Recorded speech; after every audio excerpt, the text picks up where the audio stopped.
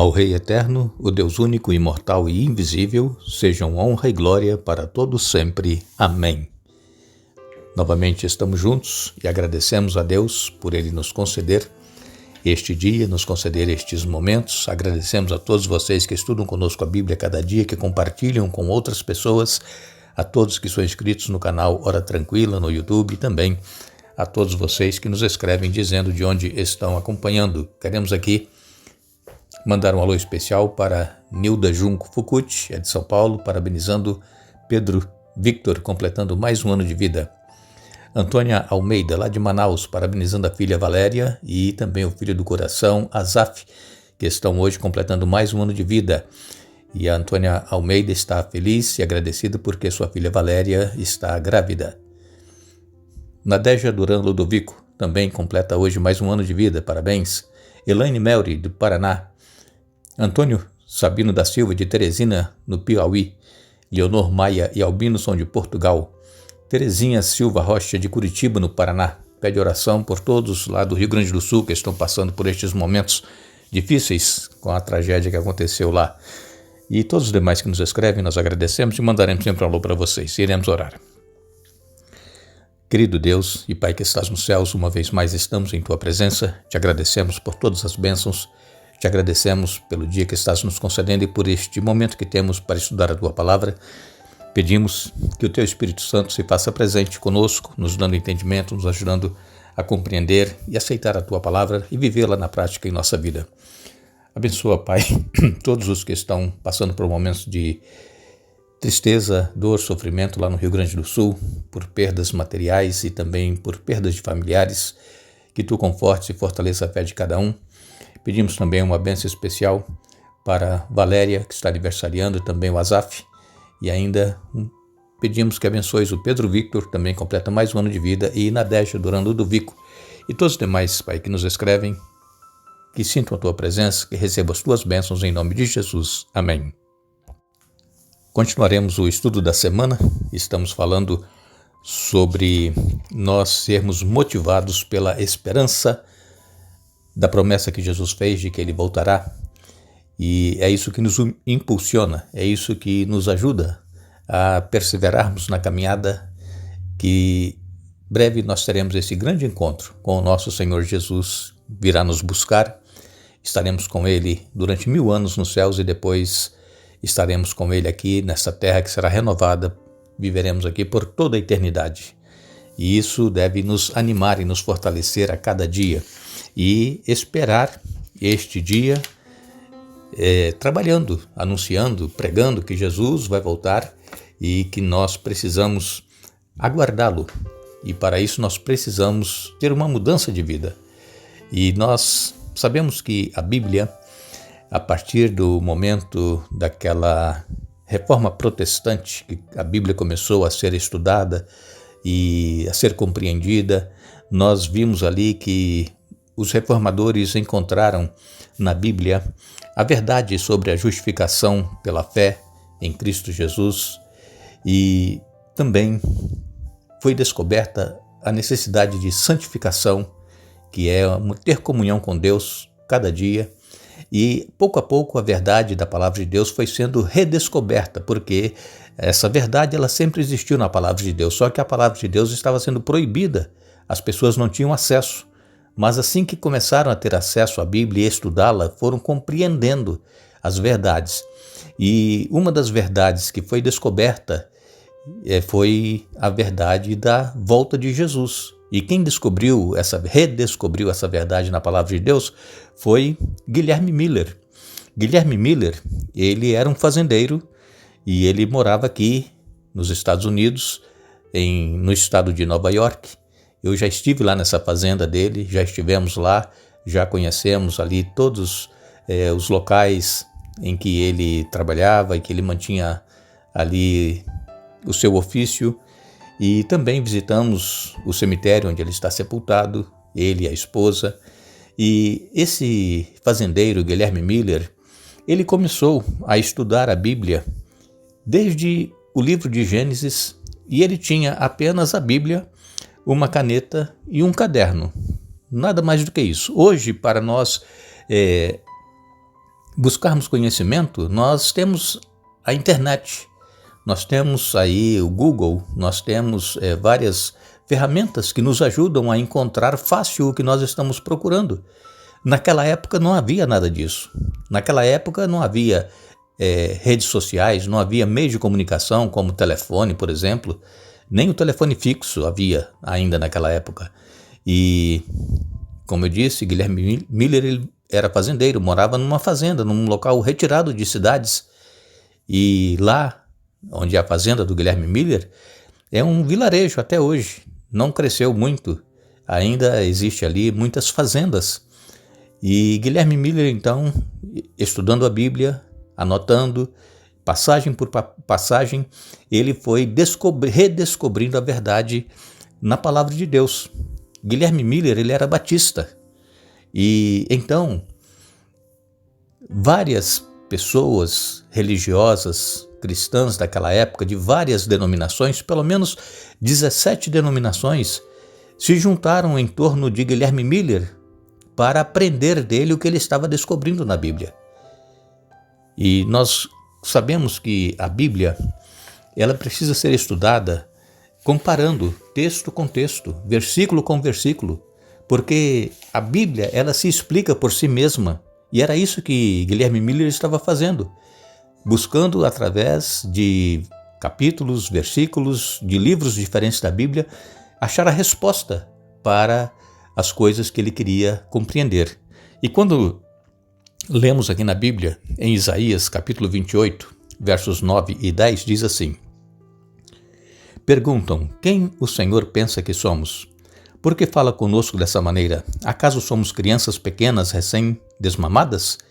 Ele nos diz as mesmas coisas repetidamente, uma linha de cada vez, uma linha, mais uma vez, um pouco aqui e um pouco ali.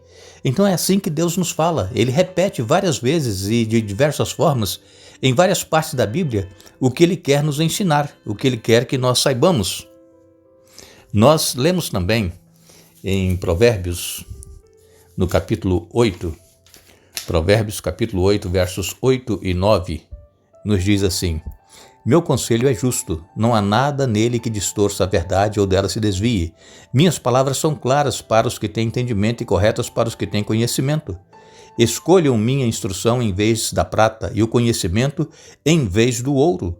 Vejam, então, as palavras de Deus, o que Ele nos escreveu, as palavras são claras e essas palavras nos dão entendimento. Quando nós lemos em João no capítulo 16 e no verso 13, João 16, verso 13, nos diz aqui a palavra de Deus. Mais um pouco, João 16, verso 13. Quando vier o Espírito da verdade, ele os conduzirá a toda a verdade. Não falará por si mesmo, mas lhes dirá o que ouviu e lhes anunciará o que ainda está para acontecer. Então, quem nos dá o entendimento é o Espírito Santo.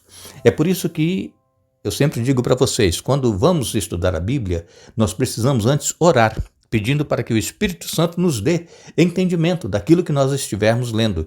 Também em 2 Pedro, no capítulo 1, versos 19 a 21, nos diz assim: Além disso, temos a mensagem que os profetas proclamaram, que é digna de toda confiança. Prestem muita atenção ao que eles escreveram, pois suas palavras são como lâmpada que ilumina um lugar escuro até que o dia clareie e a estrela da manhã brilhe no coração de vocês. Acima de tudo, saibam que nenhuma profecia nas Escrituras surgiu do entendimento do próprio profeta, nem de iniciativa humana. Esses homens foram impulsionados pelo Espírito Santo a falarem da parte de Deus. Então, essas passagens que nós lemos nos mostram que a Bíblia, ela se explica por si mesma e é o Espírito Santo que inspirou os profetas a escreverem a Bíblia. É esse mesmo Espírito que nos ajuda a entendermos aquilo que nós estamos estudando. Então, nós não podemos pegar simplesmente um único verso da Bíblia e achar que ele se explica por si mesmo. É claro que às vezes isso acontece, um único verso se explicar. Mas, na maioria das vezes, principalmente em profecias, é um pouco aqui e um pouco ali. É um verso explicando o que nós lemos em uma passagem anterior. É por isso que nós precisamos dedicar tempo, assim como Guilherme Miller estava fazendo, descobrindo a verdade da volta de Jesus na palavra de Deus. Em Daniel, no capítulo 1, profeta Daniel, capítulo 1, verso 17, nos diz assim: Deus concedeu aos 4 rapazes aptidão incomum para entender todos os aspectos da literatura e da sabedoria, e a Daniel concedeu a capacidade especial de interpretar sonhos e visões. Aqui fala de Daniel e seus 3 companheiros quando foram levados para a Babilônia. Deus capacitou aqueles 4 jovens para poderem entender tudo o que lhes estava sendo ensinado, e especialmente a Daniel deu a ele o dom especial de interpretar sonhos e visões. Também em Daniel capítulo 2 e no verso 45, Daniel 2, verso 45, diz assim a palavra de Deus: Esse é o significado da pedra cortada da montanha, mas não por mãos humanas, que despedaçou a estátua de ferro, bronze, barro, prata e ouro. O grande Deus está mostrando ao rei o que acontecerá no futuro. O sonho é verdadeiro e seu significado é certo.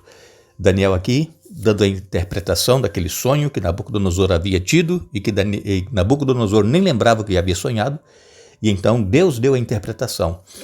No final da estátua, ele viu uma pedra sendo cortada, lançada sem mãos, bateu no pé da estátua, esmoronou a estátua, destruiu, e aquela pedra se tornou um grande monte, e esse é o acontecimento futuro, que é o retorno do nosso Senhor Jesus, que estabelecerá o seu reino para sempre. Então, irmãos, vejam que a Bíblia, ela vem se explicando sozinha, por si mesma. Aqui, em 1 Pedro capítulo 1, versos 10 e 11, 1 Pedro capítulo 1, versos 10 e 11, nos diz assim: Até mesmo os profetas queriam saber mais sobre essa salvação e investigaram a respeito quando profetizaram acerca da graça preparada para vocês. Buscavam descobrir a que tempo ou ocasião se referia o Espírito de Cristo que neles estava ao predizer o sofrimento de Cristo e sua grande glória posterior. Então, até os profetas, eles queriam saber mais. Todos nós temos que ter esse interesse em aprender mais, porque não basta nós apenas ouvirmos que Jesus, ele salva, que ele perdoa, que ele cura, que ele transforma, mas conhecer esse Jesus através de toda a Bíblia, os atos que ele fez e o que ele espera de cada um de nós. Nós precisamos, irmãos, estudar a Bíblia com o desejo de nós sabermos o que é, o porquê nós estamos aqui, de onde nós viemos e para onde nós estamos indo. Então, a profecia, ela nos mostra exatamente o momento que nós estamos vivendo na história deste mundo. E o momento é que estamos à beira do retorno do nosso Senhor Jesus. Em Apocalipse capítulo 1, versos de 1 a 3, nos diz: revelação de Jesus Cristo que Deus lhe deu para mostrar a seus servos os acontecimentos que ocorrerão em breve. Ele enviou um anjo para apresentá-la a seu servo João, que relatou finalmente tudo o que viu. Este é seu relato da palavra de Deus e do testemunho de Jesus Cristo. Feliz é aquele que lê as palavras dessa profecia, e felizes são aqueles que ouvem sua mensagem e obedecem ao que ela diz, pois o tempo está próximo. Nós aprendemos muito, irmãos, quando nós procuramos estudar a Bíblia, comparando texto com texto e fazendo anotações. Porque se nós apenas lemos e não anotamos nada, se nós apenas ouvimos alguma pregação, alguma explicação da palavra de Deus e não anotamos nada, isso passa, a gente acaba esquecendo. Mas quando nós vamos anotando passagem com passagem e também referências que nós encontramos na palavra de Deus, nós vamos armazenando isso em nossa mente e isso vai nos ajudando a nos manter firmes nas promessas que a Bíblia nos traz e no preparo para o encontro com o Senhor Jesus. Agradecemos a todos que estiveram conosco hoje estudando a Bíblia. Retornaremos amanhã para dar sequência ao estudo desta semana, mas eu ainda vou fazer uma pergunta e eu gostaria que você participasse também, como os demais, respondendo aí nos comentários do canal Hora Tranquila. Tem você estudado a Bíblia, fazendo anotações de texto com texto, para poder conhecer a verdade plena da palavra de Deus? Não nos esqueçamos. Crede no Senhor vosso Deus e estareis seguros. 2 Crônicas, capítulo 20, verso 20. Que Deus nos abençoe.